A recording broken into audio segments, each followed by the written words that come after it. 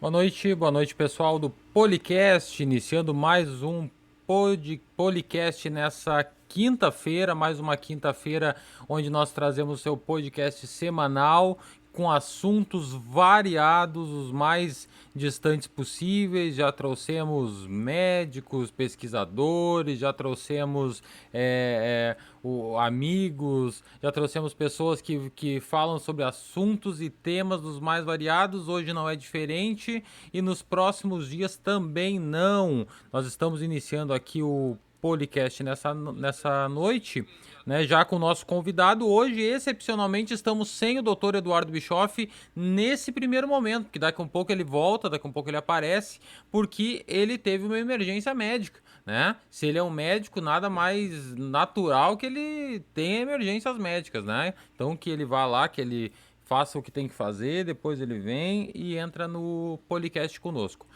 Lembrando que esse podcast ele está sendo transmitido ao vivo por duas plataformas, o Facebook do Eduardo Bischoff, que é um dos participantes, e também o Instagram do Policast. Pela primeira vez nós estamos transmitindo pelo Instagram, que é essa plataforma, talvez a plataforma principal que a gente usa, né? E estamos juntos aqui fazendo essa transmissão simultânea nos dois canais. Espero que dê tudo certo. Se tiver alguma coisa errada, nos comunique, nos comente ali nos comentários que a gente já vai solucionando. Lembrando que esse é um podcast que tem o objetivo de trazer, né, visões diferentes, visões antagônicas muitas vezes, visões que não conflitam, mas que visões que vêm de origens diferentes, né? Lembrando que o Eduardo Bischoff é médico, oncologista, vem também do mundo da política, é vereador e tal. E eu já sou da área criativa, trabalho com fotografia, marketing, sou pastor, então a gente tem várias nuances. E hoje a gente sempre coloca um terceiro elemento. E hoje o terceiro elemento escolhido é o nosso amigo Diego. Diego também da livraria Beco Diagonal. Diego que mora aqui na Barra do Ribeiro, não é daqui da Barra do Ribeiro, mas mora e reside e empreende aqui na Barra do Ribeiro. É um amigo nosso, um amigo que nós recebemos aqui na nossa cidade, né? Uma pessoa que trabalha e aí tem resultados, e a gente quer falar hoje sobre esses resultados e falar um pouquinho sobre a livraria, sobre os livros, sobre a ideia dele de empreendedorismo e falar do que mais nos der na telha, né, Diego? Então eu vou dar boa noite para ele agora, dar boa noite para iniciar a fala dele e já ele pode se apresentar aí, falar um pouquinho dele, falar um pouquinho de como é que ele chegou na Barra do Ribeiro e tudo mais. Boa noite, Diego.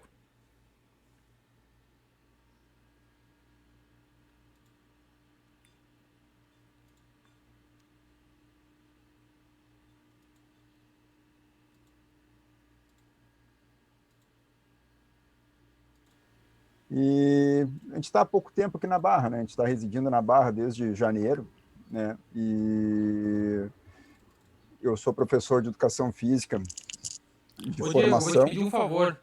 Claro, querido. Começa de novo a tua fala, porque deu um pequeno probleminha no áudio aqui, mas agora tá solucionado. Vamos lá. Pronto. Aí, tudo certo? Tudo certo, 100%. Então vamos lá. Como estava falando, meu nome é Diego, né? Sou natural de Porto Alegre, né? E moramos desde janeiro aqui na Barra do Ribeiro.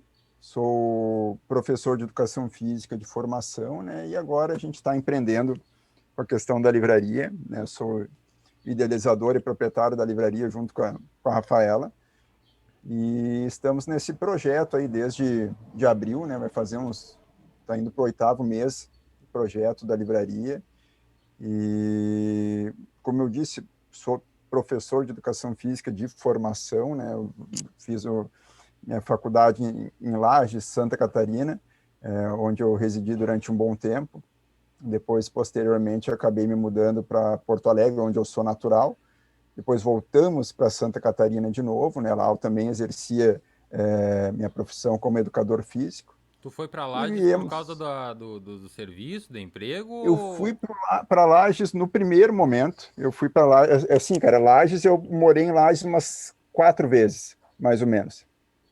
A primeira vez que eu morei em Lages, eu era pequeno, né? Meu pai e minha mãe residiam lá, meu pai trabalhava em Lages, né? Meu pai ele é professor, ele tinha um curso de pré-vestibular na cidade, e o pai também era envolvido muito na questão política também, na região, e também ele atuava como jornalista, né? O pai ele apresentava o que na época era o Jornal do Almoço local do SBT, É mesmo, lá que na legal. região, que era o jornal da SCC, né?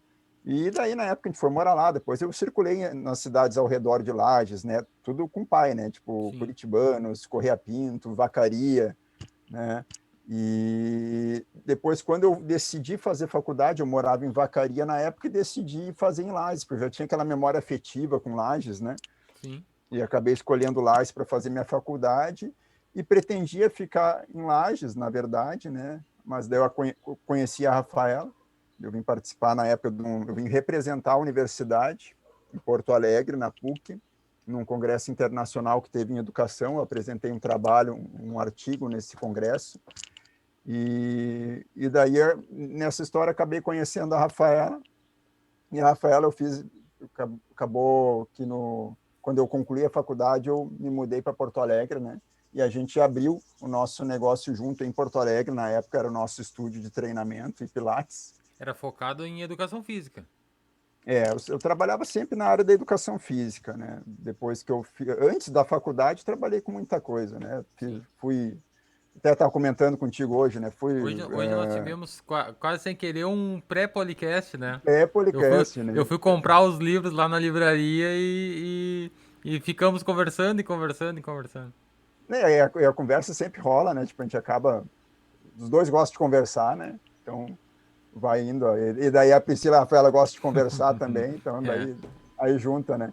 Mas assim, então assim, antes da faculdade eu trilhei vários caminhos, né? Eu digo sempre, eu entrei tardiamente na faculdade, eu entrei na faculdade com 20 anos de idade, né? Oh, super tarde. Eu entrei com Super 30. tarde, né? Mas assim, tipo, a maioria dos meus colegas já estavam, da época de escola já Claro. estavam na faculdade, né? E eu entrei porque eu entrei no momento que eu tinha condição de pagar, porque eu trabalhava para pagar minha faculdade, né? Eu trabalhava de manhã e de tarde, fazia faculdade à noite, né? Tinha madrugada ali para estudar para a prova, para fazer trabalhos, enfim, e aquela função toda. Mas antes da educação física, já trabalhei de barman, de segurança, de pintor, de auxiliar de pedreiro, mas eu sempre tive um sonho comigo, assim, dessa questão de trabalhar com a literatura. Isso aí sempre, desde a minha infância, né? Da minha infância eu escrevi, perdi a conta de quantos livrinhos eu escrevi na minha infância, achando que eu iria publicar, né? Livrinhos, gibi e tudo mais. Então, eu sempre tive essa relação muito forte com a literatura e fui carregando esse sonho de um dia ter uma livraria ou de escrever um livro, enfim, mas de ter essa conexão mais íntima com a literatura, né?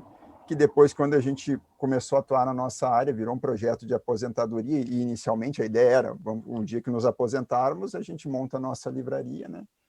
Mas esse ano pegou a gente de surpresa e a gente acabou antecipando esses planos, iniciando esse projeto, né? E aí vocês vieram pra Barra pra abrir a livraria. Na verdade, a gente veio para a Barra pelo seguinte, a gente não... quando a gente veio para a Barra, a livraria ainda era um sonho de aposentadoria, Sim. né? Inicialmente, a gente veio para a Barra e quando chegamos aqui na Barra, que a gente veio para cá para ficar mais perto da família. A família de vocês era daqui já.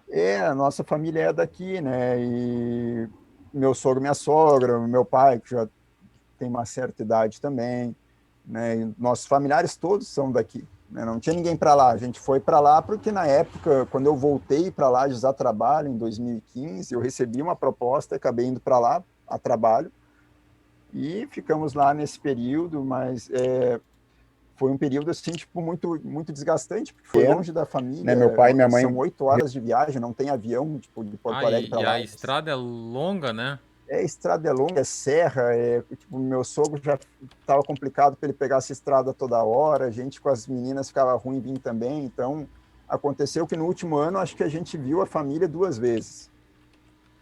E a gente que sempre gosta de estar junto da família, foi um período meio complicado, assim, meio turbulento, que a gente queria estar perto e não podia, né? Então a gente decidiu, não, e a gente queria ir para uma cidade tranquila. A gente não queria mais morar em Porto Alegre, porque Porto Alegre, para a gente, eu sempre gostei muito de Porto Alegre, a Rafaela também, mas a Sim. gente gosta de Porto Alegre hoje em dia para passeio, né? A A gente gente queria uma gosta ela cidade lá e nós tranquila. aqui. Uma cidade tranquila para criar as meninas, uma cidade segura, né? E como a gente já tinha essa conexão com a Barra, pelo meu sogro e minha sogra, eles terem um sítio aqui na Barra, né? Sim. A gente decidiu vir para cá. E a ideia era montar o estúdio. Então, inicialmente até montamos o estúdio, só que daí veio a pandemia e tornou complexo para a gente atuar, né, com estúdio, com pilates, com treinamento, pela questão da pandemia em si. Tipo, a Rafaela é do grupo de risco, a minha Sim. filha mais velha também, né? Ia ser um entra e sai de gente que ia sentar nos aparelhos, sentar É, nas macas, e na verdade manipular muita coisa. teve aquele período de que não E que podia ter, fechou, né? Não podia ter academia, não podia ter esse exato. tipo de coisa, né? Não, e teve um momento que fechou todo o comércio, né? Sim, sim. Então, assim, quando surgiu a ideia da livraria, eu e a Rafaela, eu cheguei para conversar com a Rafaela e disse, olha, a gente tem que dar um rumo na nossa vida, porque a gente acabou de chegar na Barra, e ninguém nos conhece, a gente montou um estúdio, né, mas que inviabilizou com essa pandemia. E a gente tem que dar um jeito de seguir a nossa vida. E a gente tinha ali separado um X de investimento que a gente ia utilizar para investir no estúdio, para Sim. fazer em equipamentos e tudo mais, em estrutura. E daí eu cheguei para, que tal a gente pegar isso e investir, vamos para a livraria. Aí a gente pegou e fez uma conta dali, uma conta daqui, e ela quer saber, a gente, para tu ter ideia, cara, em 2014, um ano antes de a gente, um pouco antes da gente ir para Lages, eu cheguei a cogitar naquele ano de vir, antes de eu receber a proposta para ir para Santa Catarina, para assumir a academia lá, eu cheguei a cogitar a possibilidade de vir para a Barra e montar uma livraria na época aqui, Sim. porque eu vi que não tinha livraria na Barra, É. e eu disse, quem sabe? Daí a Rafaela, não, mas não é o momento, realmente não era, e a gente não veio. Então a gente, não, vamos tirar isso aí do papel, né, e vamos, esse projeto de aposentadoria ele vai ser antecipado, e vamos ver o que vai dar, né? E no Tá fim deu certo. certo, foi uma grata surpresa, né? Foi naquele momento assim que era tudo fechado, acho que tu te lembra como é que era, aquela coisa, o Claro. pessoal pedia pelo Instagram, pelo WhatsApp, retirava no portão, porque não podia nem entrar, né? É, Tinha toda aquela questão de segurança. e essas são uma das questões que a pandemia nos trouxe, né? Algumas possibilidades que muitas vezes nós mesmos não imaginávamos, né? De fazer uma compra takeaway, por exemplo, uma compra por celular e lá retirar, né? Parecia distante, mas parecia distante, mas na realidade estava próximo, né? A gente aqui não tinha esse costume e a pandemia ela nos trouxe essa possibilidade, né? Tá entrando aqui com nós o Diego, o Eduardo Bischoff, doutor Opa, Eduardo Bischoff maravilha. tá chegando, vou ter que configurar nossa tela de novo aqui, só um pouquinho. Boa noite, Boa doutor. noite. Boa noite, tudo bem? Desculpa o Resolveu a atraso, emergência pessoal. lá? Boa noite. Não, é problema de saúde próprio. Opa, Aí não, mas tá tudo bem. tá, É bom, só uma menos conduta mal. de rotina mesmo. Tá bom, menos mal, menos mal. Atrasou lá e tô chegando aqui. Tudo Tá bom, certo. então já apresentamos o nosso convidado. Ele já se apresentou, já falou um pouquinho de como chegou na Barra e agora nós estávamos falando, Eduardo, e um assunto importante que é como a pandemia mudou os modelos de negócio, né? Porque na realidade o as ideias, né, de compra online, compra de takeaway, esse tipo de coisa não era padrão nosso, né? Não era um padrão comum entre os brasileiros e o Diego ele monta a livraria exatamente nesse momento e com essa modalidade de entrega, ele vendia pelo WhatsApp e entregava no portão, né? Isso aí foi uma mudança no sistema de negócio nosso, né? E o Diego estava contando essa história de como ele iniciou. Fala aí. Quiser dar o teu boa noite, Eduardo, então, oficial, e Sim, depois a gente continua com o não, Diego. primeiramente, pedir desculpa pelo atraso aí. Imagina. E agradecer muito a tua presença, Diego, né? Agora temos dois Diego e um Eduardo aqui. Estamos em maioria A hoje. gente, a proposta do projeto, eu estava ouvindo no carro, pelo Facebook ali a transmissão. O Diego deixou bem claro, né, que é unir duas pessoas que pensam muitas coisas iguais, mas que atuam em áreas totalmente diferentes para falar sobre assuntos diversos. Né? A gente teve pauta política aqui, a gente teve pauta médica duas vezes, agora temos uma pauta mais geral agora contigo, né? E também vamos ter pauta religiosa, enfim, trocar ideias, né? Sem extremismos e falar sobre coisas importantes para a sociedade em geral, né? Eu, eu particularmente não te conheço e é um prazer estar te conhecendo hoje aqui nessa plataforma, né? Só ouvi falar coisas boas, inclusive na imprensa, né? Um projeto muito interessante. Então, eu agradeço muito a tua presença para o nosso projeto que está iniciando, que é o Policast. E conta com a gente para o que deve é. Podemos seguir o baile, Diego Viegas. Muito bem. Então eu toco novamente pro Diego e ele vai continuar nos contando. E a partir daí, Diego, começou a livraria, o pessoal começou a vir, foi uma grata surpresa, como tu falou, né? Exatamente. Primeiramente, boa noite, Eduardo. É um prazer estar com vocês aqui hoje. O... e foi assim, cara, tipo, a gente teve que se reinventar. Era um momento que a gente tinha que dar um jeito de ganhar dinheiro, né? Tirando o que nós nos formamos para fazer, né? Tanto eu quanto a Rafaela, a gente pensou o que mais a gente entende, o que mais a gente sabe fazer, né? E a gente, modéstia à parte, a gente entende muito de livros e achamos aí uma solução, né? E era uma carência da Barra também, isso aí foi levado em consideração, né? Não tinha uma livraria na Barra.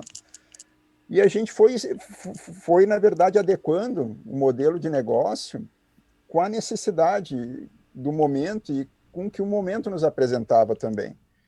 E também fomos descobrindo estratégias que davam ou não davam certo, enfim. Mas tipo, chegou um determinado momento, por exemplo, que a gente fez o quê? A gente criou o grupo do WhatsApp, o pessoal vinha, a gente anunciava pelo Instagram, o comércio estava fechado. Depois chegou um ponto que mesmo o comércio estando fechado, tipo, eu atendia do portão, né? Não...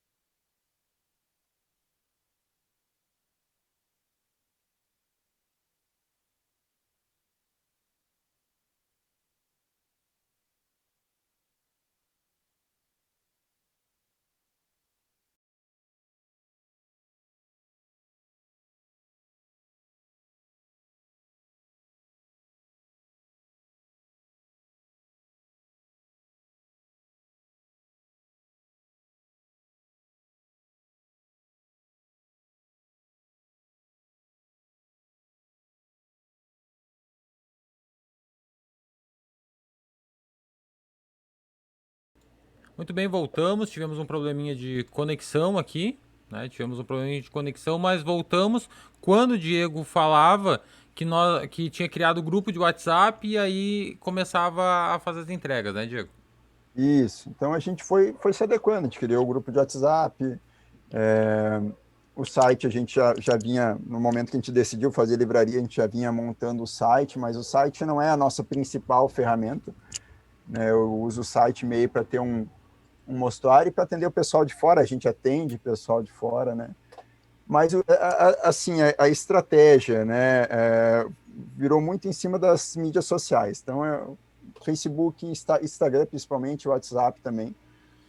E, a partir daí, a gente começou a criar uma conexão com os nossos clientes, conhecendo eles, conhecendo seus gostos e interesses por literatura, né, e ampliando o horizonte também, né? Criamos o grupo de WhatsApp, e as pessoas foram convidando, daí aquela coisa, eu sempre digo que a melhor propaganda é o boca a boca, né? E o pessoal foi convidando, começaram a convidar pessoas de outras cidades para fazer parte do grupo de WhatsApp, né? O grupo de WhatsApp, que era uma coisa, no primeiro momento, só da Barra, aí já tinha gente ali de Sananduva, de Santa Catarina, de Taió, de Porto Alegre, Guaíba, Gravataí, Dom Pedrito, né? Hoje a gente tem ali no grupo de WhatsApp, acho que tem umas 8 ou 9 cidades diferentes, além da Barra, né? Que são clientes e fazem parte do grupo do WhatsApp também, que é onde a gente volta e meia a gente faz o saldão, apresenta algumas novidades, né? Posta ali o que a gente recebe de novo, de lançamento também na livraria, né? Então a gente foi descobrindo essas ferramentas, né? O momento foi nos apresentando as possibilidades e a gente foi tentando se adaptar. Foi um processo, num primeiro momento gerou um certo desconforto, porque por mais que a gente entenda, uma coisa é tu entender de literatura, né? Outra coisa é tu entender de livraria, né? Aí também, quando eu montei a livraria, eu vi que também o buraco era um pouquinho mais embaixo em função disso, né? Porque eu entendo de literatura, mas daí tem toda a parte E aí entra o logística, lado né? do empreendedor, né? Que é o que nós estávamos falando. E aí entra o lado do empreendedor, que era o que estávamos falando, né? Exatamente, aí entra o lado do empreendedorismo, exato. E tu vai descobrindo, né, as estratégias, enfim, vai conversando com os distribuidores, né, fazendo ali uma carta ali tanto de clientes, mas quanto de distribuidores e de editoras, né, com quem tu vai ter que trabalhar para repor estoque. Quando é com a editora, tem um plano mais fechado, né, mas às vezes a editora só vende por distribuidor, então tu tem que achar o distribuidor que te dê uma margem maior para a gente também poder oferecer uma margem de desconto maior também para o cliente. Então é um processo assim que foi bastante muito desafiador para a gente, assim, mas que a gente vem conseguindo aí superar as expectativas. Diego Viegas, Fala, Eduardo. me permite? Claro.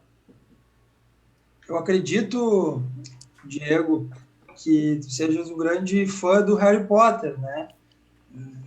Pois eu vejo que a ideia da livraria com o nome Beco Diagonal foi genial, né? Eu acho que não existia outra livraria com esse nome, né? Ô, Isso do Eduardo, ponto de vista deixa eu só fazer um parênteses na tua fala, que tu dissesse, bah, tu é um grande fã de Harry Potter e o Eduardo, pelo que eu sei, gosta também e tal. Eu fui descobrir o motivo do nome meses depois. Aí eu tava indicando para um amigo e disse assim: Ah, Livraria Beco Diagonal. Ah, que legal do Harry Potter. Eu falei: Harry Potter? Eu nem sabia que tinha essa conotação. Mas vai lá, segue, Eduardo. e aí eu visualizei, não sou do marketing, né, Diego Viegas, mas foi uma jogada muito inteligente, né? Sem dúvida. E eu que sou fã, né, que sou fã de Harry Potter, li quando tinha os primeiros 4 livros, li os 4 na sequência, li com meus... que eu sou da geração Harry Potter, né? Eu tenho 31, tinha um ano a mais que o próprio Harry Potter do livro, né? Li os 4 livros e quando chegou o quinto, que demorou, ele tem um vácuo ali de praticamente 2 anos, ele saiu o Cálice de Fogo, eu comprei em inglês, não entendia nada, mas comprei, traduzi, fui lendo antes de sair em português.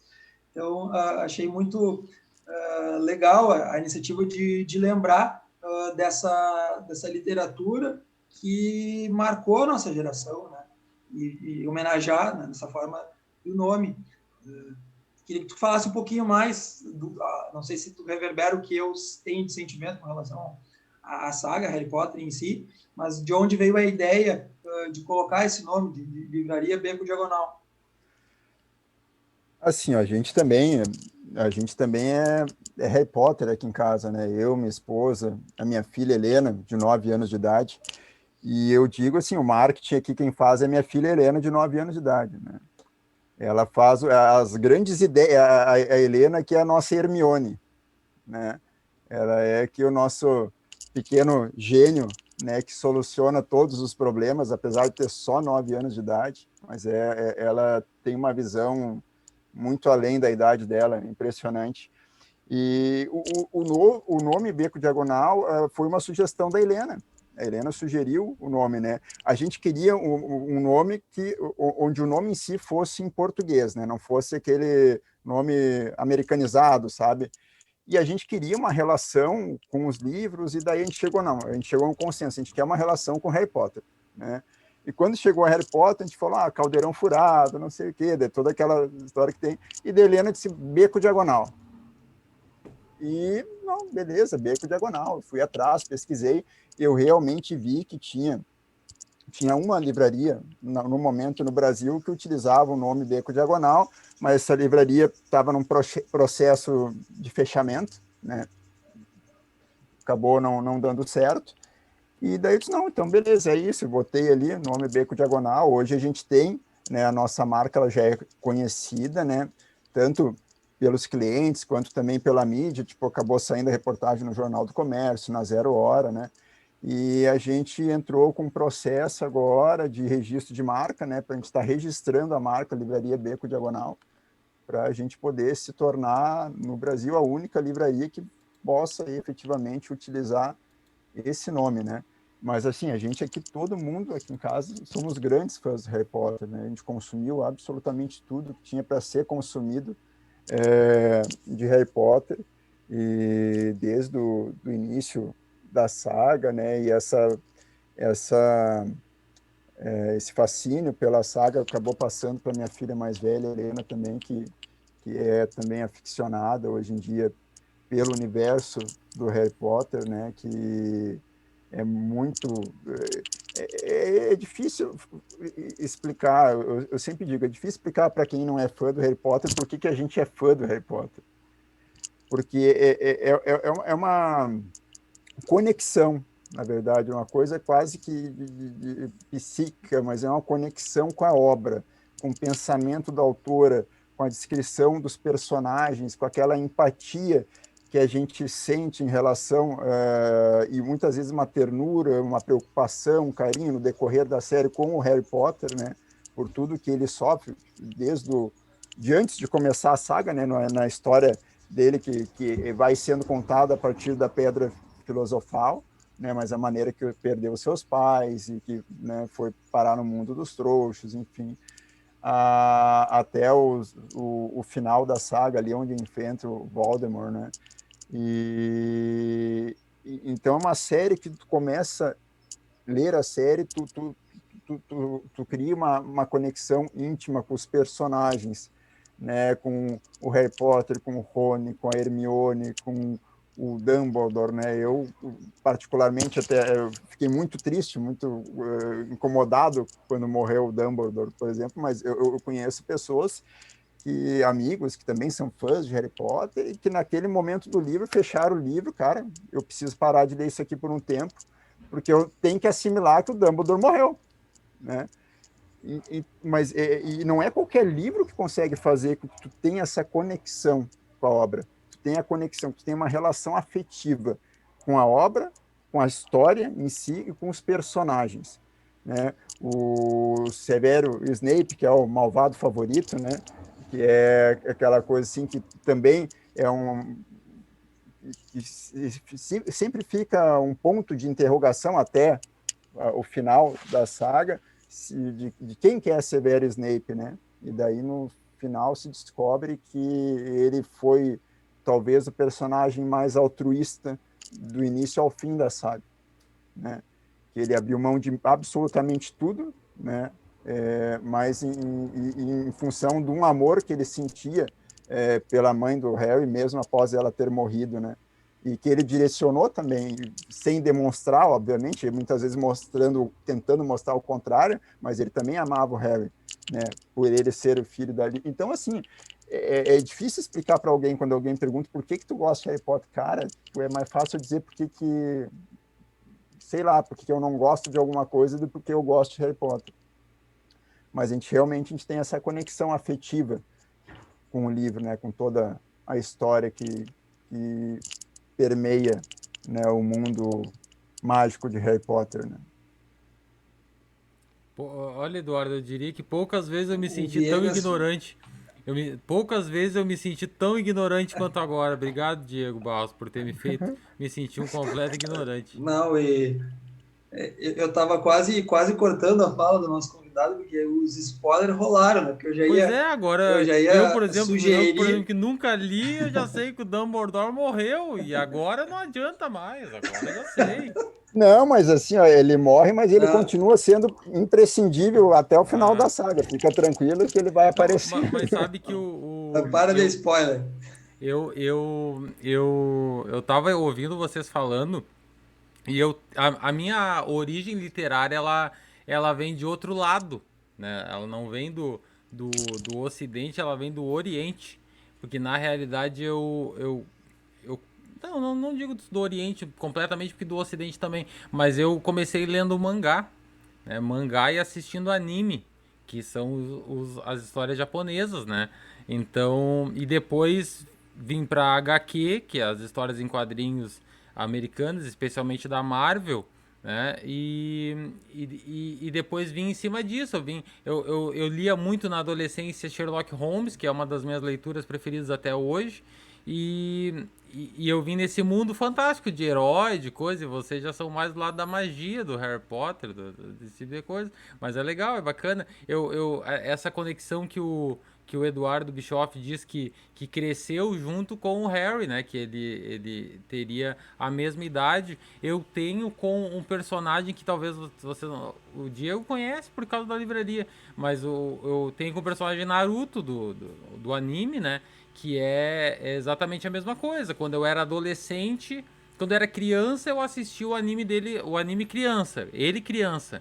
Depois ele cresceu, ele vira adolescente e eu virei adolescente.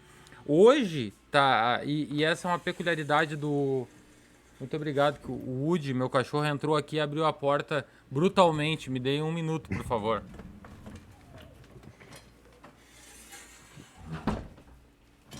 Eu me preparei pra xingar alguém, porque eu achei que fosse alguém que tivesse aberto a porta e é só o Woody, né? Ele não vai entender se eu xingar. Mas eu dizia que o Naruto eu era criança, ele era criança, eu era adolescente, ele era adolescente. E os animes, os desenhos japoneses, eles continuam, né? Diferente muitas vezes de desenho americano e coisa assim, o personagem cresce em idade, né? Então é normal de começar a ver um anime com um personagem criança e ele ficar adulto. Hoje o Naruto é adulto e tem dois filhos. Eu também sou adulto e tenho dois filhos, então existe uma conexão real, sabe? E eu entendo exatamente o que vocês estão falando e me coloco também nessa mesma posição. Passo a palavra, presidente.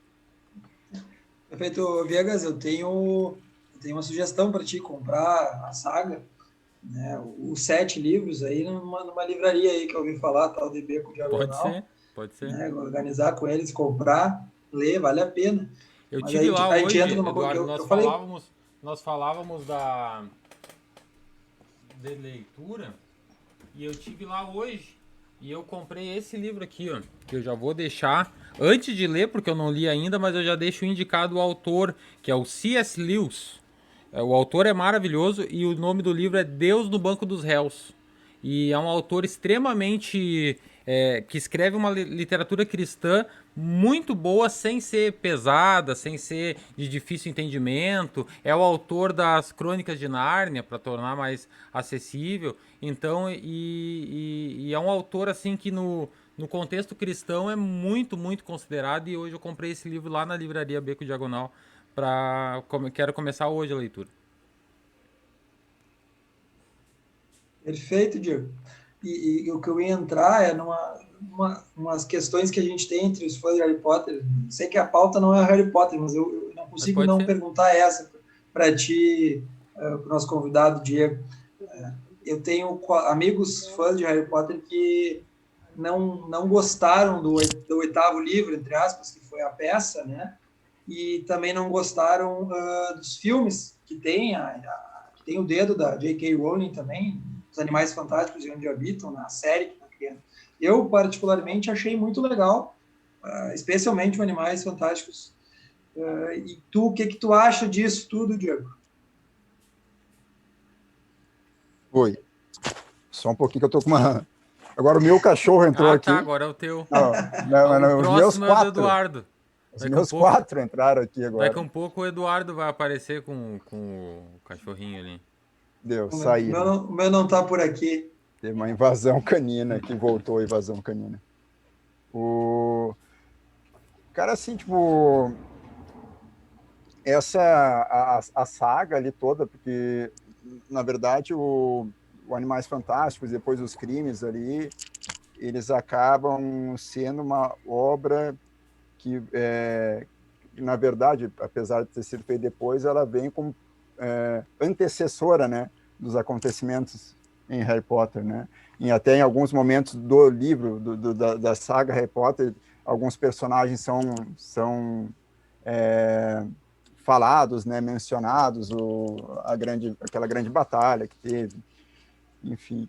E assim, a autora, ela tem uma capacidade, primeiro imaginativa, que é um troço completamente fora do comum.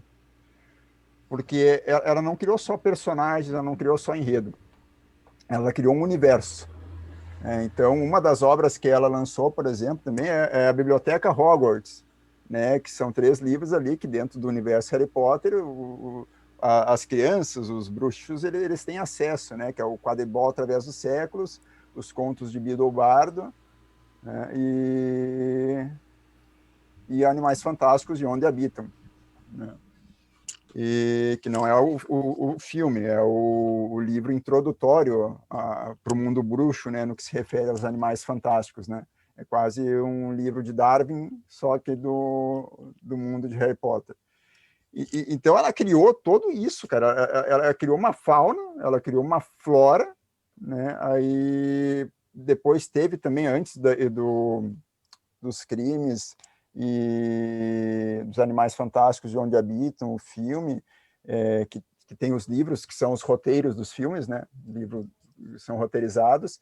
Tem também A Criança Amaldiçoada, que é um livro que ela escreveu junto com uma outra autora em formato de peça teatral, né? Que no livro, não dá spoiler, mas conta ali o personagem principal não é o Harry Potter, já é o filho do Harry Potter, né? E o filho do Draco Malfoy. Então, assim, a autora ela tem uma capacidade de desenvolver personagens, desenvolver um universo, né?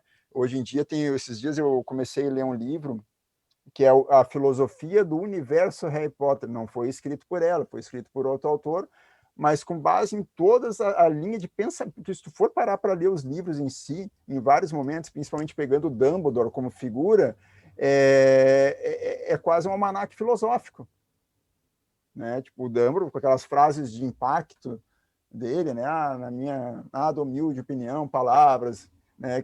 Enfim, e hoje em dia ela produziu muita coisa de Harry Potter, mas também abriu brecha para outras pessoas, para outros autores produzirem em cima do que ela produziu, né? Guias cinematográficos, né? Hoje em dia a gente tem aqui na livraria uma quantidade absurda de coisas do Harry Potter, muitas não escritas por ela, mas do universo Harry Potter, né? Mas e eu sou suspeito de falar, porque também, cara, tanto os filmes, né, quanto o livro roteirizado de Animais Fantásticos de Onde Habitam e os Crimes, que é o segundo, eu sou um grande fã, porque manteve a qualidade, né? Era difícil a gente imaginar que conseguisse fazer um reboot de alguma coisa relacionada a Harry Potter e manter a mesma qualidade, e manteve a qualidade, mas em alguns pontos até superior, tecnologicamente falando, pela questão de todo o processo de efeitos especiais, que é uma coisa que vai evoluindo, né? Se tu compara o primeiro filme do Harry Potter e o último filme do Harry Potter, tu vê que tem uma diferença drástica na parte gráfica dos filmes e de efeitos especiais, né? Os primeiros voos do Harry na vassourinha ali, dá para ver que é meio que um robozinho, né? No filme ali, tipo, no quadro a quadro, né? E depois não, depois vira uma coisa, tipo, a nível que é hollywoodiana, né? Mas uma qualidade cenográfica impressionante, né? Então ela é uma autora realmente que eu acho que no momento que ela deixar de produzir alguma coisa, ela vai deixar um hiato muito grande na literatura universal no que se refere à literatura de ficção científica, na verdade, a gente fala ficção científica e fantasia, elas são classificadas na mesma estante, né? Então, é literatura de ficção científica e fantasia. Né? Tanto, por exemplo, que tem os livros de Isaac Asimov, por exemplo, que é o Box Fundação, ele é considerado de literatura de ficção científica, mas também de fantasia, né? Ela não entra nesse campo da ficção, mas ela é do gênero de fantasia e realmente não tem nada parecido, né? Talvez o Senhor dos Anéis ali, mas tem uma pegada completamente diferente, né? Ficaria mais dentro desse universo, pegando esse contexto de magia, mas também de mensagem, né? Que assim como, obviamente, que também não tem como comparar ela com Lewis no que se refere a Crônicas de Nárnia, mas Crônicas de Nárnia é um livro que ele traz uma mensagem, uma profundidade muito grande. Né? Ele traz ele é cheio de mensagens, e mensagens edificantes, né? De ensinamentos, até pela trajetória dele, né? Como também pastor, e é um livro absurdo, fantástico, e ela, dentro do jeito dela, ela também traz uma série de mensagens. Ela traz uma série de ensinamentos, de conduta, de valores, né? Coisas que são pertinentes dentro da literatura dela e que provavelmente, no momento que ela parar de produzir alguma coisa, vai ficar até surgir, e se é que vai surgir, né? Alguém com esse talento dela, né? Vai ficar um hiato muito grande, porque hoje em dia não tem alguém na literatura mundial que saiba fazer o que ela faz, que é criar um universo. Ela criou um universo, que nem eu estava falando, ela criou todo um contexto, ela criou um universo, ela criou uma fauna, ela criou uma flora, né? Ela fez algo que talvez foi feito, que a gente viu algo similar assim, mas muito pouco estudado, né? Que nem tipo em Star Trek, Star Wars, por exemplo, que também tem alguma coisa assim de se desenvolver um universo, só que ela fez isso com uma profundidade absurda. Tanto que ela destinou a vida dela, no momento que ela começou a escrever o primeiro livro, até ela escrever o último, né? Ela disse, tão cedo eu não falo mais de Harry Potter porque eu preciso tirar minha cabeça disso. Porque ela mergulhou naquele mundo ali que ela fez. Ela vivia aquilo 24 horas por dia. Eu me lembro muito, o Diego, tu falando sobre a autora. Eu me lembro e tu citou o C.S. Lewis, né, fazendo paralelo com as Crônicas de Nárnia. Eu penso que a motivação é o principal no sentido de trazer essa entrega, né, para tu entregar uma qualidade tão grande. Por que tu faz? Eu me lembro de uma fala do C.S. Lewis quando perguntaram por que ele escreveu as Crônicas de Nárnia. Ele disse que ele queria explicar Deus para os filhos dele de uma forma que eles entendessem. Exatamente. Né? E é difícil tu explicar de Deus para uma criança, né? É difícil tu falar de uma forma. Então ele criou um universo fantasioso, fantástico, desculpa, um universo fantástico para explicar sobre algo divino, algo sobrenatural. E eu acho que vem ao encontro do que tu estava falando sobre a autora de Harry Potter no tocante quando diz assim, qual o propósito dela, qual a motivação dela de escrever, e isso que traz tamanha qualidade e até mesmo sucesso, né? Nós já falávamos aqui num outro episódio, o Eduardo vai lembrar, que nós falávamos que tudo que a pessoa se dedicar de uma forma que ela entenda o seu propósito, entenda o seu propósito principal naquele plano, naquele assunto, ela vai se dedicar de tal forma que vai fazer bem e as coisas vão acontecer, né? E eu acho que é o caso aí do que tu tá falando. Tem mais alguma coisa, Eduardo, para falar sobre Harry Potter ou já terminaram? Se,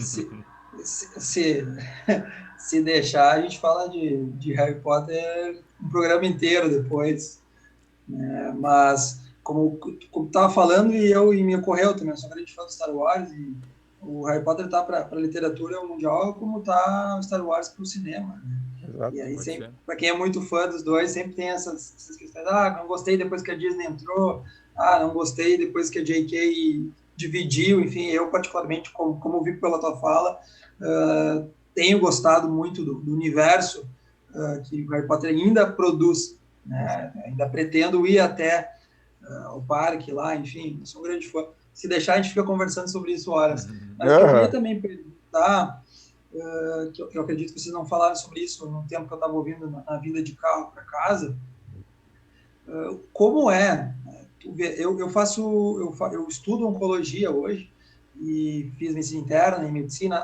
Na minha medicina ainda tinha muito livro, né? Mas agora a gente vê, especialmente na medicina interna e na oncologia, que cada semana muda tudo, a gente está muito em cima de guidelines e artigos científicos que vão saindo. Então, a literatura em si, o livro base, aquele, o De Vita, enfim, a gente tem, está na nossa cabeceira, enfim, mas não é mais a realidade, né? Nossa realidade é ir na última fonte mais atualizada para ter a melhor medicina personalizada para o paciente, né? E a gente vê que isso está vindo de uma série de ciências em si. O quão desafiante é, e olha, eu que li bastante na minha infância e na juventude, e hoje, quando o Diego marcou, contigo que eu me senti envergonhado, que livro que eu li esse ano, além da medicina, não li nada, uma vergonha, né? Fui lá em casa, peguei uns livros que eu tinha comprado uns anos atrás, não tinha lido, estava lá, vou pegar e vou ler. Peguei o Milton Ratum, que eu tinha outro livro que eu queria ler, que eu não li ainda. E quão desafiante é para ti, no meio de uma pandemia, para ti, para tua família, no meio de uma pandemia, conseguir abrir uma livraria e, pelo que eu vejo, está tendo sucesso no meio da pandemia e com uma sociedade que a gente sabe que não está. Quão difícil é defender essa bandeira, né, da literatura. A literatura é uma coisa que modifica muito, que muda a vida das pessoas, que democratiza o conhecimento de uma forma ou de outra, né? Enquanto a gente está vendo que a nossa geração, e principalmente as gerações que estão vindo, elas estão totalmente ligadas a isso aqui, a rede social, né? O cérebro já está funcionando de outra forma. Eduardo, para colaborar com a tua pergunta, eu acabei de uma pesquisa muito rápida aqui, o brasileiro lê em média 2,4 livros por ano, né? Então, como que sobrevive a livraria, Diego? Porque assim, ó, a livraria sobrevive de quem lê, né? Então, assim, para aquela média, né, de 2,4 livros por ano, tem as exceções da média, né? Então, por exemplo, essa média ela existe por quê? Porque tem uma grande parcela que não lê absolutamente nada, só que tem uma pequena parcela que consome muito, né? Por quê? Por que uma pequena parcela consome muito? Primeiro, porque o livro, ao contrário do que deveria ser, né, realmente o livro, existe uma cultura, na verdade, de que o livro ele é de acesso somente da elite, né? Existe essa cultura, tanto que até quiseram aí implementar um novo imposto sobre o livro, alegando que o livro é coisa de elite, né? Sendo que um livro é muito mais barato que uma arma de fogo, né? E a arma quiseram tirar o imposto, então a arma não é de elite, o livro é de elite, enfim. É difícil, a gente vive num país que é muito difícil, a gente vive num país que no último ano fechou aproximadamente, isso sem contar o cenário pandêmico, mas fechou no último ano mais de 2.000 livrarias no Brasil, né? Desde a chegada com força total da Amazon, né? Então é um processo que, em primeiro lugar, a gente viu como um desafio, e segundo, a gente tinha que oferecer algo diferente que a Amazon não oferece, né? A Amazon não oferece o contato direto com o cliente, a Amazon não oferece uma consultoria, uma troca de ideia, uma sugestão de livro, onde eu posso chegar para o meu cliente, que eu vi que ele tem o gosto, digamos, o Diego gosta ali de Sherlock Holmes. Hoje, por exemplo, eu te indiquei um livro que era mais ou menos naquela linha.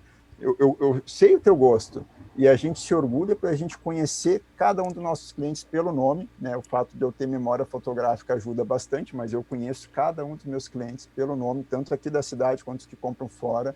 Pessoal que compra pelo site, a pessoa fez a compra, eu pego e mando um WhatsApp para a pessoa, chamo ela no privado, converso, e olha, eu gostaria de conhecer um pouco mais, do que tu gosta de ler, do que tu não gosta, enfim, no outro mês eu vou ali e ofereço uma obra. Mas é desafiador, porque a gente tem uma cultura que foi internalizado isso, que o livro é de elite. Na verdade, o livro não é de elite, né? O livro é um processo de democratização de conhecimento. Ele possibilita que tu tenha acesso ao conhecimento. E tem pessoas que querem vender essa ideia que livro é de elite, para quem não é de elite não ter acesso, porque o conhecimento ele liberta. Através do conhecimento, tu vai se tornar um sujeito mais crítico, tu vai entender o teu contexto onde tu está inserido, seja ele social ou cultural. A partir disso, de entender o teu contexto, entender o que te levou a essa situação, tu vai conseguir desenvolver estratégias para tu conseguir fugir dessa situação, né, e buscar um novo caminho. Então, a literatura, ela possibilita isso. Eu sempre tive uma relação muito íntima com a literatura, nem sempre só de amor, às vezes de amor e ódio. Por exemplo, tu falaste ali do Naruto, né? Eu segui crescendo com o Goku. Também, né? também. E me senti traído num determinado momento, quando eu me dei conta que eu não conseguiria virar Saiyajin. Chegou um momento que eu fiquei muito bravo, tipo assim, porra, tá, o cabelo amarelo aí não vai vir. Mas, enfim, tipo, também tem personagens que marcam. Mas eu sempre tive essa conexão. Então, assim, realmente, o brasileiro, em geral, lê muito pouco, se formos colocar em números gerais. Mas o público que lê, consome bastante. O público que lê muito. Eu, por exemplo, agora, depois das meninas nascerem, eu estou uma média ali de 2 livros por mês, mais ou menos, 3 às vezes, né? Com criança e afazeres, é difícil a gente achar muito tempo para ler. Mas eu, dos meus 17 até meus 27 anos, eu li uma média de 6 livros, de 4 a 6 livros por semana, um troço absurdo. E onde eu parava, eu lia, cara. Eu tava o ônibus, do trajeto de casa para o trabalho, que levava 1 hora, essa 1 hora era lendo. Né? Tipo, ia para o banheiro, lia no banheiro. Tipo, às vezes lia almoçando. Eu sempre tive uma relação muito forte com os livros. Então, que é muito intensa, e de tudo. Eu gosto muito também de história, gosto muito de filosofia, e acho que o livro ele abre uma porta interessante. Acho que a filosofia em si é uma coisa extremamente necessária, né? Esses dias alguém falou para mim, disse, tá, mas tu acha a filosofia importante? Nem todo mundo é filósofo, só que todo mundo filosofa em algum determinado momento, né? E a criança, por si, ela nasce filosofando. A prova disso são os porquês. Né? Depois de um determinado tempo, a gente tenta castrar as crianças para que elas não falem mais os porquês. E sempre a resposta é por que não? Porque eu estou mandando. A filosofia, ela tenta explicar que por que não é resposta. Né? A filosofia, ela não vem dar resposta, ela vem dar questionamentos. Né? Então, a filosofia traz questionamentos importantes para as pautas da sociologia, da antropologia, da própria ciência. Né? A filosofia, a ciência, ela sempre vem antes com questionamento, com uma pergunta. Né? O que causou isso? Né? Isso é um pensamento filosófico. Né? A filosofia, ela vem com esse pensamento crítico, de tentar entender. Um exemplo prático, por exemplo, a criança, ela vive muito no mundo da filosofia. Né? Ela fica nos porquês, mas ela tem uma dificuldade, dependendo da faixa etária, de entrar no mundo do entendimento científico e ver como realmente a coisa é. Uma vez, a minha filha, por exemplo, ela pegava, para ver a importância da filosofia, mas também a importância da ciência, a gente morava num apartamento em Porto Alegre, na Felipe de Oliveira, e a menina tinha uma tara por janela e sacada, cara. Tipo, a sensação que eu tinha é que ela queria começar a pular dali, fazer parkour, porque ela não podia ver uma janela que estava se pendurando na sacada, e a gente com pânico, que a menina caísse, a gente chamou alguém para botar a tela, o pessoal estava demorando. Aí a Helena chegou para ela, por que eu não posso me pendurar? Ah, porque tu vai cair, vai se machucar. Por quê? Como por quê? Tu caiu? Não, mas eu quero que não serve essa resposta. E ela questionava, né? A Rafaela partiu da prerrogativa filosófica da Helena e foi para parte científica que ela dominava. Então, a Rafaela, então vem cá, vou te explicar. A Rafaela pegou um ovo, levou a Helena para a janela, tá? A Rafaela escreveu no ovo, com uma canetinha, Helena. E foi para a janela do quarto e disse aqui é tu, aqui é a Helena, tá? Tá bom, mamãe, aí sou eu. Então tá, a Helena vai cair agora. A Rafaela soltou o ovo se estatelou no chão. Daí a Rafaela chegou, o que aconteceu contigo? A Helena olhou para ela assim, eu morri! E começou a chorar, foi um drama total. Nunca mais chegou perto de uma janela. Né? Mas o que deu brecha para a Rafaela explicar cientificamente para ela o que aconteceria se ela se debruçasse na janela foi a indagação filosófica dela. Então, a filosofia, a leitura em si, a leitura crítica, toda a leitura, ela tem pormenores filosóficos, né? Não tem como tu escrever um livro sem absolutamente nada de filosofia, nem que essa filosofia seja vã, mas em algum momento essa filosofia ela aparece. E toda e qualquer obra ela leva a questionamentos. Eu acho que esse é o papel. A gente teve aqui um episódio aqui na Barra que nos surpreendeu muito positivamente, porque agora estamos indo para 8 meses de funcionamento, mas em 7 meses de funcionamento, a gente vendeu somente dentro da aqui na Barra, 2.000 livros. É muito livro. Para uma cidade de 13 mil habitantes, 2.000 livros em 7 meses. Sabe? Alguns então, eu posso botar na minha alguns estão conta. Na conta do Diego e da Priscila. Mas, assim, ó, a cidade estava sedenta por uma livraria. E a gente tem um processo aqui de democratização de obra. Eu trabalho com várias editoras, obviamente, mas eu tento fazer um esforço muito grande de chegar num denominador comum a editoras que possibilitem essa democratização, onde ofereçam uma literatura mais acessível, com conteúdo de mesma qualidade, mas mais acessível, que é o caso da Editora Príncipes, tem grandes clássicos da literatura super baratos, né? E a gente tem um projeto com a literatura de seminovos e usados, também, que a gente vende livro usado aqui por um preço máximo de R$15.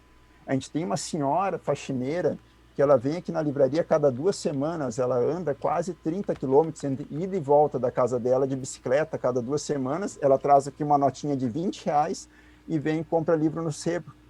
E ela chegou para a gente o dia emocionada, quando ela viu que tinha o sebo, ela disse assim, fazia 10 anos que eu não tinha dinheiro para comprar um livro, porque eu não tenho dinheiro para ir até Guaíba comprar um livro, para ir para Porto Alegre ou para comprar pela internet. Então, isso é um processo também que a gente tem, e é um projeto de democratização da leitura. Isso é tocante até o teu relato, Diego, porque realmente é uma questão pertinente na sociedade que a gente vive hoje, né? Onde coisas tão banais muitas vezes são tão baratas e coisas de profundidade como um livro é caro. Né? E lembrando que o conceito de caro e barato ele varia, né?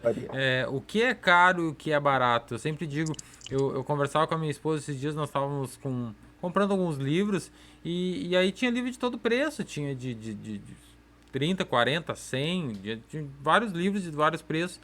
E nós estávamos falando sobre o valor do livro. Na realidade, é o valor do papel, né? Porque o livro, o conhecimento que ele traz é imensurável. Né? Tu dissesse da filosofia e eu vou te dar um exemplo bem prático. Tem um autor que eu gosto muito, que talvez é o filósofo mais famoso do Brasil, não só hoje, mas de toda a história, porque eu não sei se tem outro com esse porte, que é o Mário Sérgio Cortella, tu conhece? Né? É autor de muitos livros, professor e filósofo, e eu gosto muito de assistir as palestras dele, de assistir no YouTube, aonde estiver, de ler, já li alguns livros dele também, e eu sigo ele no Instagram, e eu acho, aí entra também uma questão importante sobre a atualização, né? A importância da pessoa, do autor em si, estar contextualizado no ambiente que vive, mas o que eu quero falar não é isso, é sobre os porquês que tu falou, porque a filosofia ela traz isso. E uma das coisas que ele faz no Instagram dele, e eu já fui estudar, quem faz o marketing dele é o próprio filho, que tem uma agência do Ardo de marketing. O filho do Mário Sérgio Cortella criou uma agência de marketing para cuidar do marketing do pai dele e acabou englobando vários outros autores.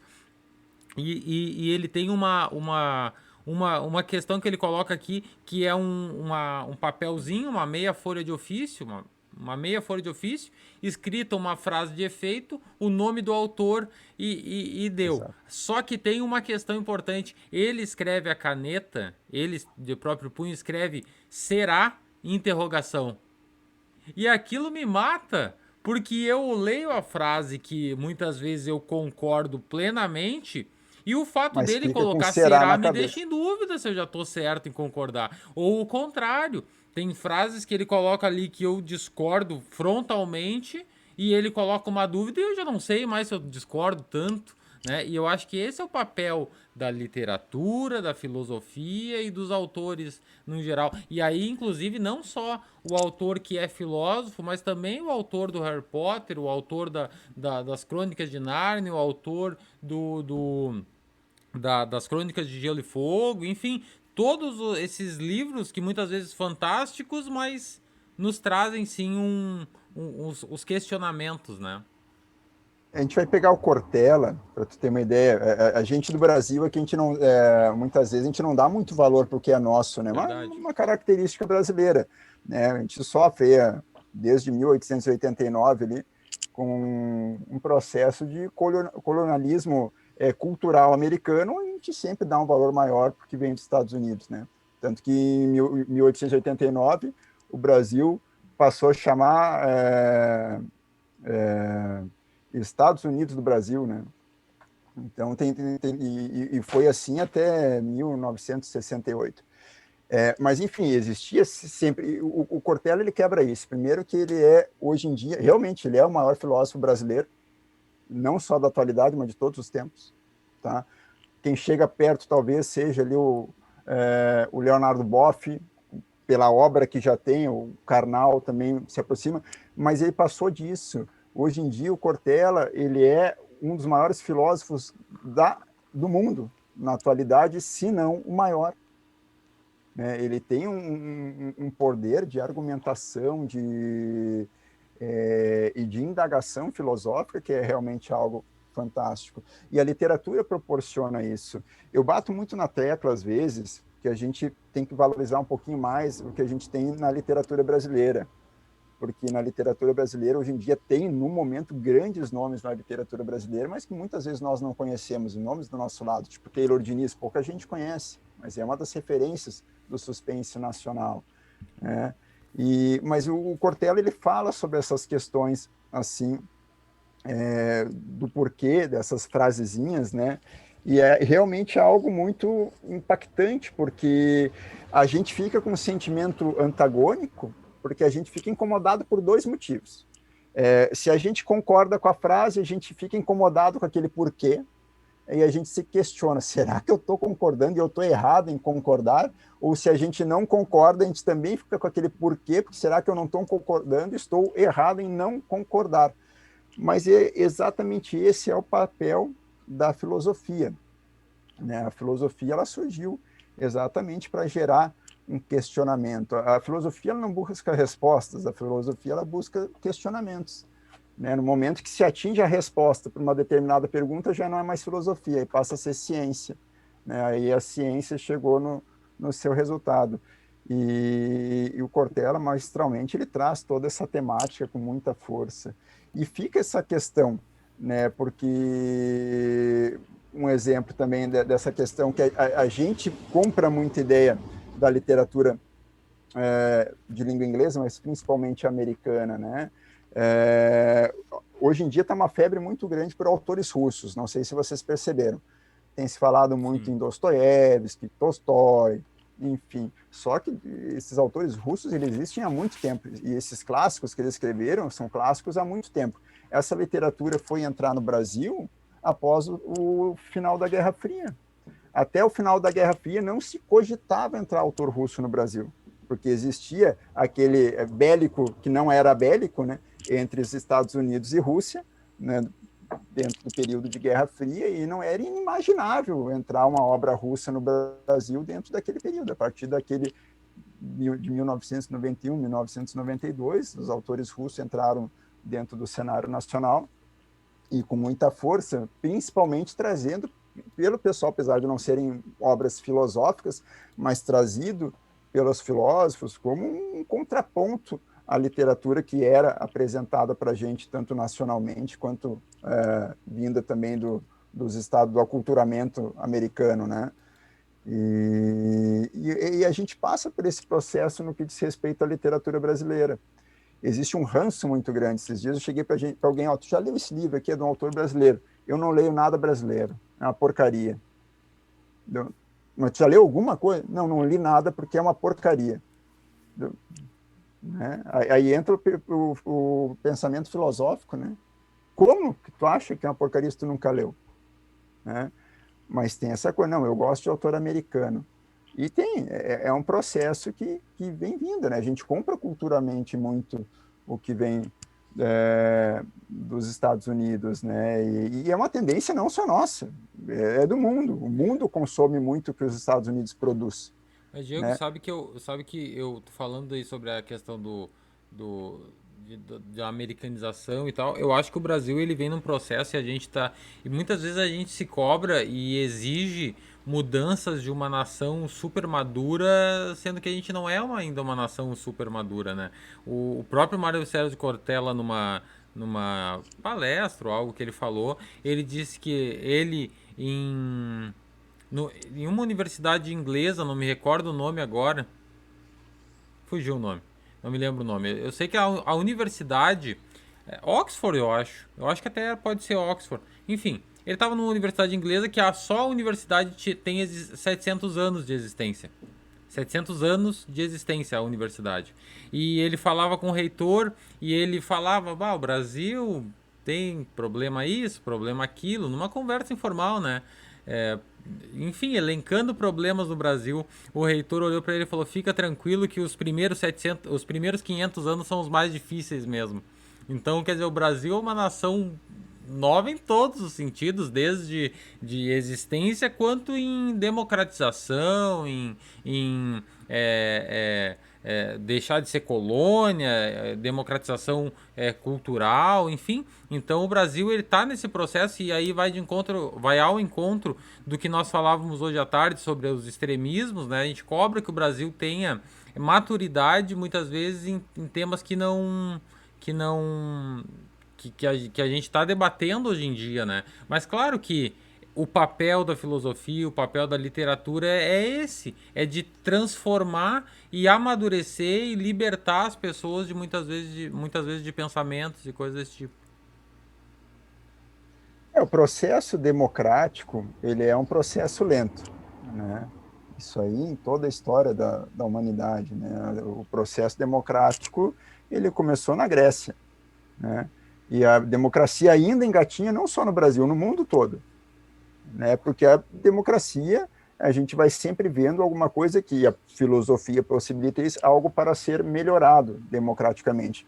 A democracia, quando surgiu na Grécia, por exemplo, ela fazia parte, quem poderia votar nas eleições era um público seleto que não chegava a 10% da população grega, né? Mas que era a elite grega, porque a outra parte ou eram os escravos, ou era o pessoal do comércio, que também não tinha possibilidade de direito a voto, era só a elite, no caso, que poderia, os grandes pensadores, né?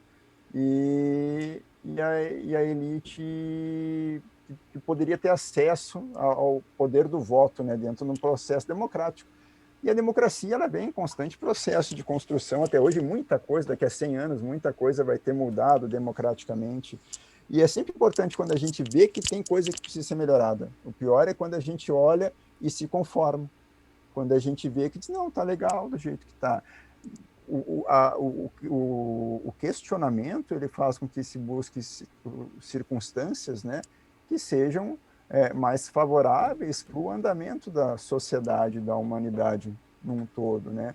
Que nem eu estava comentando, questão, por exemplo, da palmatória. Hoje é inimaginável a gente dizer que, imagine um professor bater num filho teu com palmatória na escola, né? É algo que é inimaginável, mas aconteceu durante muito tempo, né? A palmatória ela foi introduzida no Brasil pelos jesuítas, inicialmente ela era usada nos índios para castigar os índios que não aceitavam ser catequizados, né?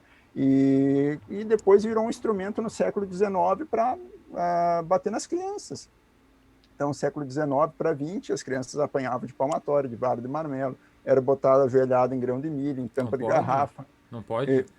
Não pode? Diz que não, né? Tô brincando. Enfim, e detalhe, era considerado algo ético e moral, para ver como a moral e a ética ela estão em constante processo de evolução dentro de um processo de Estado democrático de direito.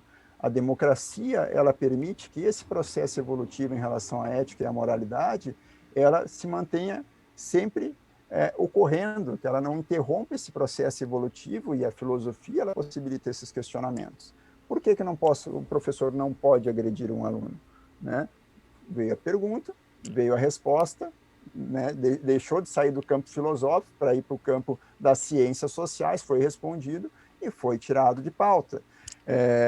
Mas, assim, a questão da literatura, eu sempre digo que ela tem um papel libertador nesse aspecto.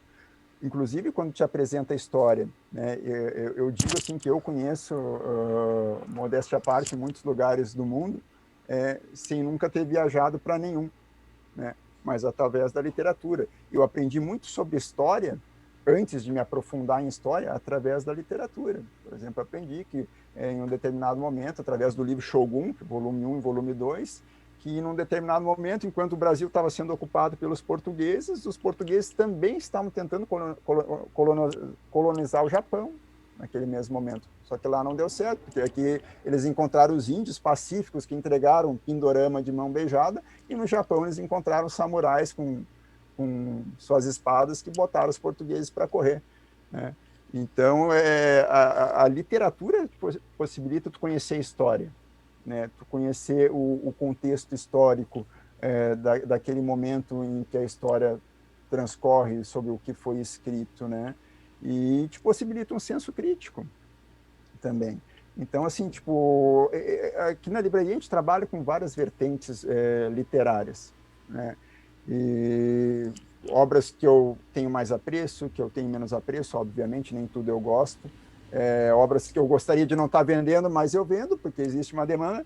A única coisa, sim, que eu realmente me nego a vender na livraria é qualquer coisa, é uma coisa minha que eu tenho, eu não vendo absolutamente nada relacionado a terraplanismo, porque eu acho complicado a ciência, tanto que a ciência evoluiu e nos trouxe até agora, para a gente vender uma literatura que bota por terra tudo o que a ciência, né? E aí o terraplanismo ele é uma viagem muito louca, porque assim, ó, ele começa num processo de desconstrução, tá?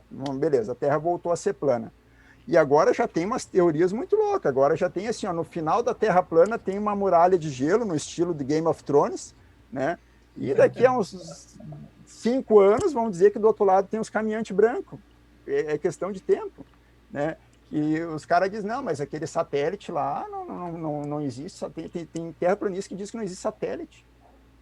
Aí tu recebe o sinal da internet como, campeão? Né? Como não tem satélite? A TV a cabo, tipo, de algum lugar, fibra ótica, mas é emitido por um satélite. Enfim, então é complicado. E aí, às vezes, eu compro algumas rixas nesse sentido, porque terra plana, eu me nego. Não, mas aí, cara, aí eu vou te fazer uma pergunta que se a resposta for sim, vai me deixar muito, muito surpreso. Alguém já te pediu o livro de Terra Plana? toda semana. E Toda semana. antivacina? Antivacina tem alguma coisa? Cara, já Anti... pediram. Não, mas tu tem aí pra vender, não? Não, Poxa, não. eu que tava Mas já pensando. pediram. Já pediram. Tá? E assim, cara, e o problema é o seguinte, quando a gente passa por um problema no Brasil, que existe uma corrente que quer que volte a palmatória. Que existe uma corrente que acha que a Terra é plana. Que existe uma corrente que nega todos os avanços científicos e diz que vacina não presta. Que agora tem pessoas que aparecem aí na internet dizendo que a vacina do coronavírus vai conter um vírus de HIV, né? Que daqui a 5 anos vai deixar alguém com câncer. Tipo, uns absurdos, umas coisas, tipo, bem, o Eduardo deve estar muito mais por dentro disso do que eu. Quem sou eu para estar falando? Mas cara, um absurdo. E são pessoas que estão indo contra o processo evolutivo da humanidade. Se Darwin tivesse vivo hoje, cara, ele não ia entender. Porque a tendência é tu evoluir, o que não evolui ficar para trás. Não, cara, eles estão evoluindo, é um processo inverso. Essas pessoas estão voltando no tempo, né? E muitas vezes se baseando, né, em literatura, mas em literatura científica que é ultrapassada, que não tem menor critério. E é interessante porque tem autoridades, entre aspas, autoridades que eu digo no campo literário, tá? Que são referências para alguns, tipo Olavo de Carvalho. Olavo de Carvalho, ele se autodenominou, ele disse que ele é terraplanista, né? Então, tu imagina, tipo, o cara que era tido como um filósofo, como, né, como um gênio, teoricamente, né, das ciências sociais, o guru do governo federal, ele diz que a Terra é plana e que a vacina mata. Como é que o povo vai interpretar isso? Como é que as pessoas que não têm acesso à cultura, né, que não têm acesso à informação, que realmente desconhecem, não entendem o que é ciência, né, elas vão acreditar nesse cara que elas seguem? Né? E é um processo de desconstrução, né, científico, de desconstrução de civilidade, de desconstrução de um Estado democrático de direito, né, que algumas pessoas querem implementar, mas que a gente sempre tenta fazer a nossa parte, e a minha parte é não incentivar isso. Eu me coloco no meu direito e me sinto na obrigação de não vender esse tipo de obra. Eu sei que tem pessoas que não gostam, eu já perdi cliente na livraria por não vender nada, parece besteira, cara, mas eu perdi cliente por eu não vender terra plana. O cliente chegou, Diego, eu quero te encomendar um livro de terra plana. Ah, não encomendo, por quê? Porque aqui na livraria eu não trabalho com esse tipo de obra. Obviamente, eu não fui deselegante em nenhum momento, não, só falei, não trabalho. Ah, a pessoa me encheu de osso, então eu não volto mais aqui. Então, direito teu. Né? Na Amazon tu vai conseguir comprar, vai na Amazon. A Amazon aceita tudo. Né? Eu tenho convicção de que quando eu tiver meus netos ali, eu vou estar conversando com eles falando sobre história e nós vamos estar falando que essa época aqui é a época que era industrial, agora é a era das redes sociais, né? A gente tinha um domínio, isso é real, um domínio da mídia muito maior, né? A informação vinha pela televisão, pelos jornais impressos. E agora a gente tem a era das redes sociais em que qualquer um que fale o que alguma pessoa, um grupo de pessoas apetece ao ouvido deles, tal assunto e tal opinião, que é a questão da pandemia, né, que eu posso falar, estou na linha de frente aí desde o começo, acompanhando, né, o que as pessoas querem ouvir? Resolução do problema, né, eles querem a resolução do problema, e nós, no meio científico, que estão acompanhando todos os avanços que são, há um ano, a gente não sabia nem que vírus era, da onde vinha, para onde vinha, onde a gente sabe qual é o vírus, como funciona, que não funciona praticamente nenhum tratamento. Mas as pessoas, elas querem a resposta fácil, elas querem um atalho, né? E isso vai diretamente a tudo que tu está falando para tudo, né? A gente vai ter essa era estudada no futuro. Quanto que as redes sociais têm coisas muito boas? Tem. Isso que a gente está fazendo, na minha opinião, é uma coisa muito boa, democratizando uma discussão interessante, com elegância, com respeito, né? De coisas que são legais. Por outro lado, a gente tem, como tu bem falaste, um cara importantíssimo, um filósofo importantíssimo como o Olavo, que espiroqueou e começou a defender coisas absurdas e carrega uma galera atrás, né? Carregou. E interessante que o fenômeno do bolsonarismo, e aí eu peço licença para o Diego, meu colega, aí, que foi mestre de cerimônias aí da inauguração dos mais 10 quilômetros ali da 116, ali. Tem que dar uma brincada, né? Licença concedida. Não, eu tenho que brincar, eu não consigo me segurar, né? Desculpe, né? Mas brigaram, né? O Olavo brigou, quebrou o pau com o nosso presidente, né? Alguns ficaram com o Olavo, mas muita gente já saiu do Olavo e está indo atrás de outro líder filosófico que defenda, né? E isso não vale só para a política, vale para tudo, né? A questão da vacina é a mesma coisa. Caminhos mais fáceis, né? Mas eu pergunto para os dois, e aí eu coloco na pauta do podcast, que, como a gente sabe, não tem pauta. O fato das redes sociais hoje exporem essas pessoas e exporem esses pensamentos, eu digo assim, não é que isso não existia antes, é que a gente não sabia, né? Se a gente for perguntar para uma pessoa, muitas vezes até esclarecida, não tô falando do matuto do interior lá, eu tô falando pessoas esclarecidas, assim, tu concorda que a vacina seja aplicada em todas as pessoas, independente de qualquer coisa? Concordo. Tá, mas e se tal, e se X? Aí a pessoa, bom, aí não, pois é. Tá, mas e se Y? Ah, bom, pois é. Então, esse pensamento, muitas vezes ele já existia no interior das pessoas, não o pensamento propriamente da vacina, mas no geral, todo e qualquer tipo de pensamento que hoje a gente coloca nas redes sociais como como expoentes dessas coisas, né, desses pensamentos, mas essa parcela da população ela sempre existiu. Ela só não tinha voz, né? Ela só não tinha um lugar de fala, um lugar para falar, né? E hoje as redes sociais elas expõem isso. Hoje eu posso abrir meu Facebook e escrever um parágrafo sobre qualquer coisa e aquilo ali vai reverberar de alguma forma, né? E eu acho que o grande motivo de programas como esse, como o nosso, não estarem no alto das mídias sociais e no geral, é justamente de entregar mais perguntas do que respostas, né? Eu ficava louco com o Eduardo, por exemplo, quando eu perguntava para ele alguma coisa do coronavírus, ele dizia que não sabia. Eu falei, pô, então quem sabe sou eu agora. Tu que é médico não sabe, eu que sei, né? Mas a gente fica porque a gente realmente quer uma resposta. A gente quer a resposta, a gente não quer a pergunta. Obrigado. Exato. Realmente, sim, as mídias sociais elas deram voz para um público que não tinha voz. E mais, hoje tudo é quase que um ibope televisivo, né? E que tipo de novela dá mais ibope? Aquela novelinha Água com Açúcar, que tudo é bonitinho, aquela novela que tem barraco, o cara tem amante, não sei o quê, matou fulano, essa novela que tem barraco é que atrai, né? Qual é o tipo de assunto que atrai, infelizmente, a maioria na internet? É o discurso de ódio, seja ele destinado para que lado for. O ataque, aquela coisa bélica, bilhosa, né? Tu chegar e começar a criticar fulano, não sei o quê, não sei o quê. No outro dia tu vai ver 3 mil visualizações, né? 150 mil, e vai indo. Né? No outro dia o cara lança um livro. Agora o cara pega e faz um vídeo, uma pauta onde se impere o respeito, onde se traga a informação de verdade, não vai ter o mesmo alcance, porque não vai chamar atenção, que nem, e exatamente por isso, porque agora qualquer um pode virar um youtuber, né? Tipo, se eu quiser ali, o Diego, pego, viro um youtuber. Qualquer um pode virar um youtuber. E tem pessoas que, desde que tu ache o que tu quer apresentar, seja a demanda de um determinado nicho, né?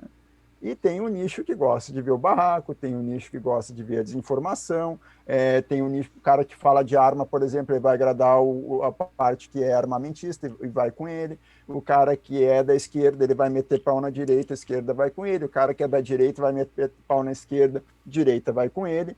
Enfim, é assim que funciona. Só que as redes sociais viram uma coisa bélica, né? E que muitas vezes, infelizmente, essa incitação de ódio, ela extrapola a rede social e ela vem para a vida real, né?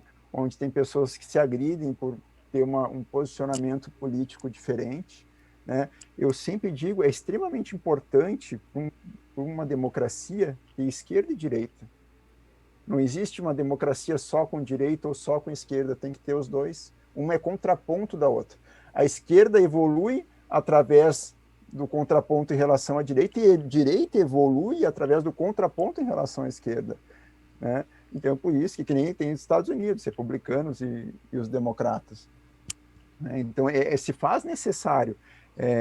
E eu vejo assim, tipo, que hoje virou uma coisa muito bélica, e as pessoas confusas, e gente usando a confusão das pessoas para gerar mais incertezas, para instalar o pânico, instalar o medo, né? Através da desinformação, que nem dizendo que vacina vai matar, que vão implementar, gente diz que vacina vai implementar um chip chinês na pessoa, né? E esses dias eu perdi 15 minutos debatendo com um cara aqui na livraria, que ele dizendo, não, a vacina, ela vai vir, a vacina da China é essa, se tu tomar vacina, cara, tu vai morrer, e o objetivo dos chineses é te matar. Eu disse, beleza, o objetivo dos chineses é matar o mundo inteiro e deixar só a China. É, mais ou menos isso. Tá, beleza. Sabe que a China, ela é o país que mais vende produto para o mundo inteiro. Quem vai sair perdendo se a China não tiver para quem vender? Não é o objetivo da China, não é implementar um chip, não é matar ninguém. A gente pode, de repente, questionar a questão ética que se ocorreu através do início da pandemia, do mercado de animais, enfim, agora também considerar isso como uma arma biológica e que agora essa vacina é uma continuação dessa arma biológica para aniquilar o Ocidente, é uma viagem muito grande. Mas tem gente que entra, que compra essa ideia, né, e Sim. diz que não vai tomar. Só que essa pessoa não vai tomar vacina, e quantas pessoas ela vai estar colocando em risco por ela não tomar vacina? O que é mais triste, Diego, que não são pessoas, muitas vezes são pessoas que têm formação, inclusive pós-graduação, inclusive na área da saúde, que defendem o atalho, que defendem o caminho mais fácil, que não é a resposta para os problemas. Todo mundo que defendeu esses atalhos, esses caminhos fáceis de resolução, uma coisa muito difícil, que está ainda, estamos mais perto, mas está longe de se resolver, especialmente no nosso país, estão quebrando a cara dia após dia, né? Isso para nós, eu falo dentro do meio da saúde, ter esse discurso fácil para agradar, e a gente vê alguns até que fazem discurso em busca de, entre aspas, clientes, né? Não pacientes, clientes, né? Isso é muito sério, isso vale para todas as áreas, né?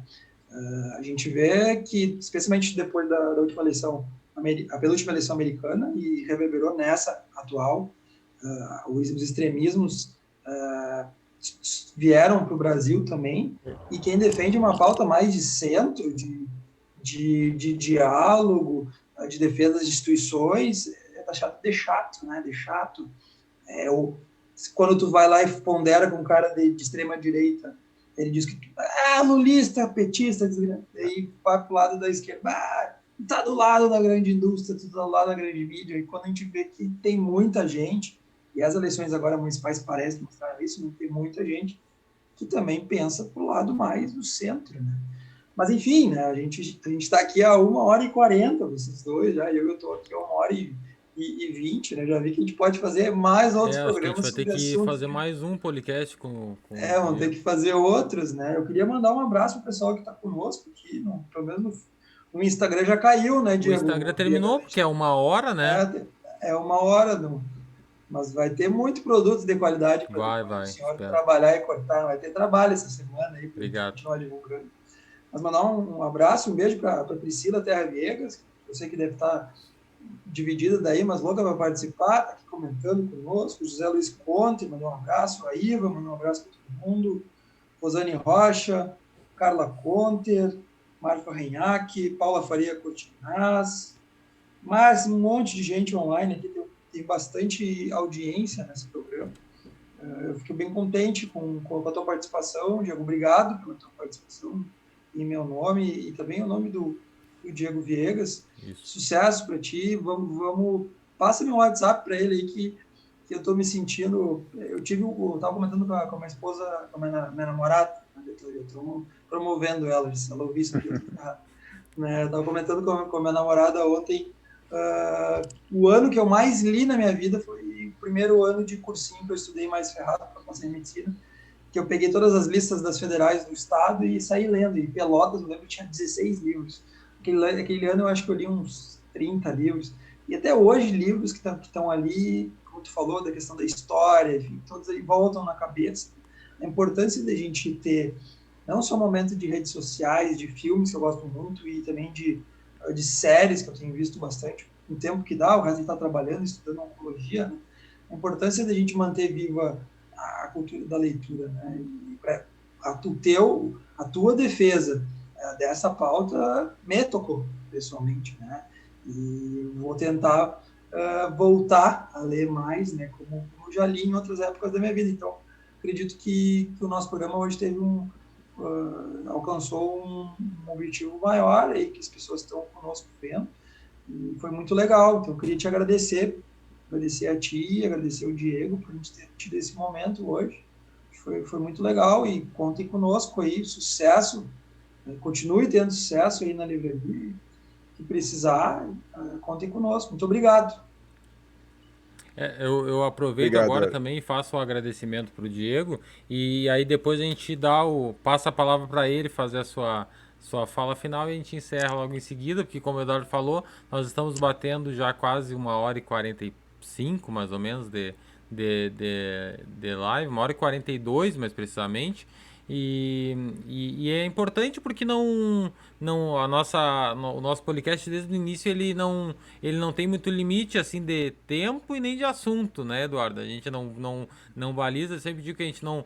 Eu falei pro Diego mais cedo, a gente não tem nenhuma pergunta estipulada, nada escrito aqui, a gente sabe como a gente vai iniciar, mas não sabe como vai proceder depois, e isso que é importante, porque quando a gente lida com pessoas que têm conteúdo, que são inteligentes como é o Diego, a gente consegue trazer bastante conteúdo para a população, é o conteúdo que se faz necessário hoje em dia. Eu agradeço muito em nome do programa, em nome do Eduardo, meu, a gente vai ficar muito contente se tu puder voltar aqui em outra oportunidade, né? Já deixar o convite pré-estabelecido para o ano de 2021, em algum momento aí a gente trazer algumas pautas pontuais, de repente mais pontuais a respeito de assuntos do momento, né, com o Diego Barros, e eu acho que a gente agradece muito a tua estadia aqui conosco e agradece pelo conteúdo e ficou ainda faltando muitas perguntas e indagações que a gente gostaria de fazer. Obrigado, Diego. Obrigado, Diego. Obrigado, Eduardo. Foi um grande prazer estar com vocês aqui. Tô achando um sarro lá, o Woody lá deitadão. Pois é, tio Woody, eu tô olhando para ele ali. E, cara, foi muito bom esse bate-papo, muito boa essa conversa. Agradecer a todos que estão nos assistindo, também que foram perseverantes até agora aí. A audiência certamente qualificada. Eu não sei se Rodrigo Hilbert entrou aí para assistir a gente, Não, mas hoje não. Mas se ele agora tu vai ter que explicar o porquê que tá ele falando, Rodrigo. gostou do. Não, é que assim, tipo, eu trabalho com a livraria, né? Aí também tem a questão de lives, parte de estudo, né? Parte de história, filosofia. E eu também trabalho com marcenaria, né? Eu sou marceneiro nas horas vagas, né? Para consumo interno, né? Mas é minha terapia, né? Onde eu Aqueles me armários que tu tá desestresso. vendo ali, Eduardo, atrás, ali tudo o Diego que fez. Eu faço, Bah, faço estante, faço armário, faço. E aí alguém esse dia brincou, né? Disse, tu é quase um Rodrigo Hilbert, né? Eu disse, Zé, tô muito longe de chegar no quase, né? Mas valeu mesmo assim. E então agradecer a vocês, foi um prazer enorme estar aqui. Realmente a conversa fluiu, a gente não viu o tempo passar. Agradecer a cidade de Barra do Ribeiro que aceitou a gente aqui na cidade, que abraçou o nosso projeto, que vivenciam e vivem o nosso projeto com a gente. E é uma grande alegria realmente estar aqui nessa cidade, estar com vocês. Infelizmente dentro desse momento de pandemia, né? Mas certamente futuramente e brevemente, se tudo der certo, isso vai passar e as vidas vão poder voltar para uma normalidade. Mas é um prazer muito grande. A gente está aqui contribuindo de alguma forma, trazendo informação. A gente tem agora uma participação no programa Barra Cult, né, uma vez por semana, da Rádio Fábrica de Gaiteiros, ali onde a gente dá dica literária. Semanalmente a gente tem no nosso Instagram também a live que a gente faz com os autores, né, e com professores, historiadores, enfim, a gente tem algumas lives bem bacanas pela frente. E mais uma vez agradecer, foi um grande prazer estar aqui hoje, né? Pessoal que não nos acompanha, nos segue no Instagram, ali vão poder acompanhar um pouquinho o nosso trabalho, ver qual que é a nossa proposta. E estamos juntos, sempre que vocês precisarem também contem com a gente. E certamente, se me convidarem, vou participar com muito prazer, muito gosto aqui desse momento com vocês. Forte abraço para vocês, para Eduardo, forte abraço para ti, forte abraço para o Diego e para todos que nos assistiram. Muito obrigado. Muito bem, muito obrigado, Diego, mais uma vez. Obrigado a todos que assistiram, todos que acompanharam a nossa live. Lembrando que a live ela é um dos produtos do Policast, né? Esse programa agora ele vai completo para as plataformas de áudio, vai também completo para o nosso canal do YouTube, vai também completo para o nosso Instagram. O Instagram hoje, Eduardo, nós transmitimos ao vivo, só que no período de 1 hora apenas, né? Que era o que dava ali. Agora ele vai completo para o IGTV. né, lá do Instagram.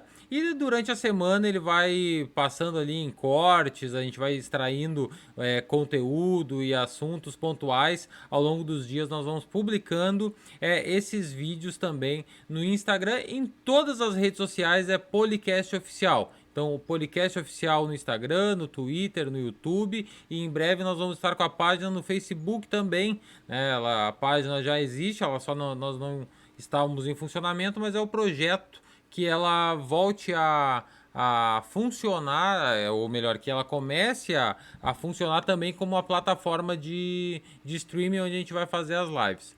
Então, agradecemos a presença de todos, agradecemos mais uma vez ao Diego, ao Eduardo, a todos que participaram dessa live. Grande abraço a todos e uma boa noite. Tchau, um abraço. Tchau, um abraço a todos. Obrigado.